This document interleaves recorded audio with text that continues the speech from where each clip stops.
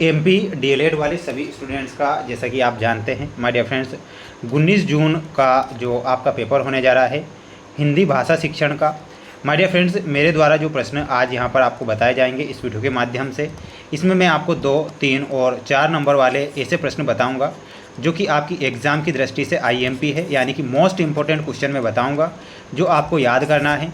इसलिए आप in most important question को ज़रूर पढ़ें, क्योंकि हिंदी भाषा शिक्षण का जो पूरा पेपर है और आपको ये परीक्षा में दिया जाएगा, तो बिल्कुल सभी विद्यार्थी इस पेपर को पूरा देखेंगे। तो ये मोस्ट इम्पोर्टेंट क्वेश्चन ही पढ़ें। हालांकि आप जानते हैं कि मैंने आपके लिए कई सारे वीडियो चैनल पर डाले हैं, वो सभी के सभी जो प्रश्न पत्र हैं वो सिर्फ और सिर्फ मोस्ट के तौर पर डाल रहा हूँ। तो बिल्कुल आप पेपर को ध्यान से देखें, अच्छे से याद करें, जिससे कि परीक्षा में आपको अच्छे नंबर मिल सकें। तो आइए शुरुआत करते हैं हमारे प्रश्नों से। जैसा कि आप देख सकते हैं आपकी स्क्रीन के सामने क्वेश्चन आ चुके हैं। अनुस्वार से आप क्या समझते हैं? बोलना कौशल विकास के लिए कोई एक गतिविधि। तो यहाँ पर इन सभी के जो आंसर है मैं आपको बताऊंगा, तो बिल्कुल आप सभी स्टूडेंट्स ध्यान से देखेंगे और याद करेंगे। देखिएगा माय डियर फ्रेंड्स, आपकी स्क्रीन के सामने पहला क्वेश्चन है, अनुस्वार से आप क्या समझते हैं? तो प्यारे विद्यार्थियों, अनुस्वार के बारे में आपको लिखना है। अनुस्वार एक नासिक की व्यंजन ध्वनि है।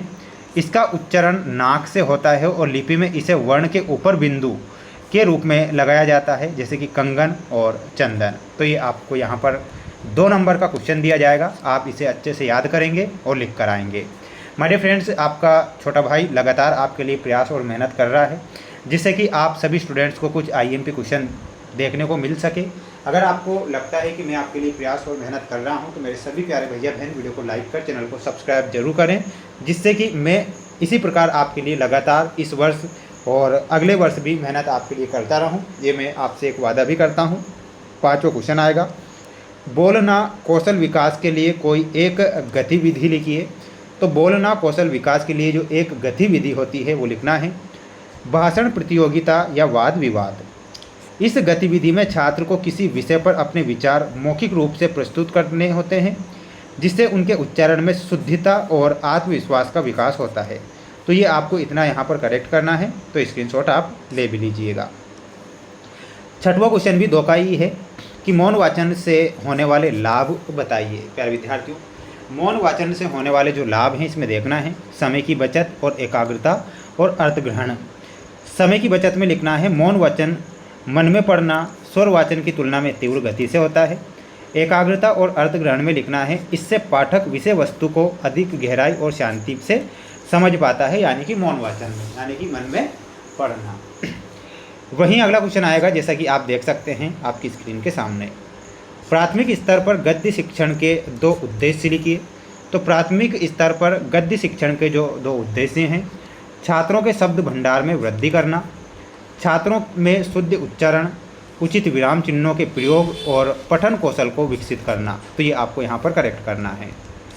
अगला क्वेश्चन है, निगमन प्रणाली का वर्णन कीजिए। तो इसमें लिखना है निगमन प्रणाली में शिक्षण नियम से उदाहरण की ओर चलता है।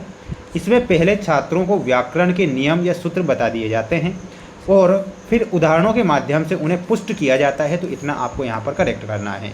मेरे सभी प्यारे भैया बहनों ने अभी तक वीडियो को लाइक नहीं किया है, तो माय डियर फ्रेंड्स इतना मत सोचिए। एक लाइक हमें एक मोटिवेशन देता है, जिससे कि मैं आपके लिए लगातार इसी प्रकार प्रयास और मेहनत करता रहूँगा। ये आपसे मेरा बस इतना सा कहना है जो आप ज़रूर करें। क्वेश्चन अगला दिया गया है कि गृह कार्य की उपयोगिता लिखिए। तो लिखना है आपको गृह कार्य छात्रों द्वारा स्कूल में सीखी गई बातों के अभ्यास और सुदृढ़ीकरण में मदद करता है। यह छात्रों में स्व अध्याय की आदत विकसित करता है और शिक्षकों को उनकी प्रगति का मूल्यांकन करने में सहायता देता है। तो इतना आपको यहाँ पर करेक्ट करना रहेगा। ठीक है, अब बढ़ेंगे हमारे अगले क्वेश्चन की ओर। माय डियर फ्रेंड्स, आप पेपर देख रहे हैं तो पूरा पेपर ध्यान से देखकर ही जाइएगा। अब 10वां क्वेश्चन और 12वां क्वेश्चन, इनके अथवा के क्वेश्चन भी मैं आपको बताऊंगा, तो ध्यान से आपको देखना है। देखिएगा आंसर आ चुका है, जैसे कि आदिकाल में हिंदी भाषा के विकास पर प्रकाश हमें डालना है। माय डियर फ्रेंड्स, ये जो क्वेश्चन आएगा ना, ये 3 नंबर का आएगा। तो इसमें क्या लिखना है, आदिकाल लगभग 1000 से 1400 ईस्वी हिंदी भाषा के उद्भव और विकास का प्रारंभिक चरण है। इसकी मुख्य विशेषताएं निम्नलिखित है। तो स्क्रीनशॉट इसका ले लीजिएगा। इसके बाद जो ये पॉइंट आपको दिए गए हैं, जैसा कि आप देख पा रहे हैं, अपभ्रंश का प्रभाव, बोलियों का उदय और ध्वनि संरचना। तो ये भी आपको आदिकाल में हिंदी भाषा के विकास पर प्रकाश डालने में लिख कर आना है। तो इसका आप क्या करें, इसका एक स्क्रीनशॉट ले लीजिएगा। ये एरो का चिन्ह मैंने लगाया है जिससे कि आप क्वेश्चन समझ सकें। अथवा में अगला क्वेश्चन दिया जाएगा, जैसा कि आप देख सकते हैं, हिंदी का साहित्य महत्व बताइए। तो इसमें लिखना है आपको, हिंदी साहित्य न केवल भारत की सांस्कृतिक विरासत का दर्पण है बल्कि इसके महत्व व अन्य पहलू भी है। जैसे कि वो पहलू कौन से होंगे, इतना स्क्रीनशॉट लेना है। पहलू आपकी स्क्रीन के सामने है, जैसा कि सांस्कृतिक एकता, विविधता में एकता और लोक संपर्क। तो ये आपको यहाँ पर लिखना है, जैसा कि एरो का चिन्ह मैंने बनाया है। अगला देख लीजिएगा, अगला क्वेश्चन है आपकी स्क्रीन के सामने, कविता द्वारा छात्रों में भाषा के प्रति रुचि किस प्रकार उत्पन्न की जा सकती है। तो कविता के द्वारा कैसे की जा सकती है, तो यहाँ पर आपको लिखना है, स्वरवाचन से, अभिनय और हाव भाव से, प्रतियोगिताएँ से। इतना स्क्रीनशॉट लेना है। अगला पॉइंट भी देख लीजिएगा, सरल व्याख्या से।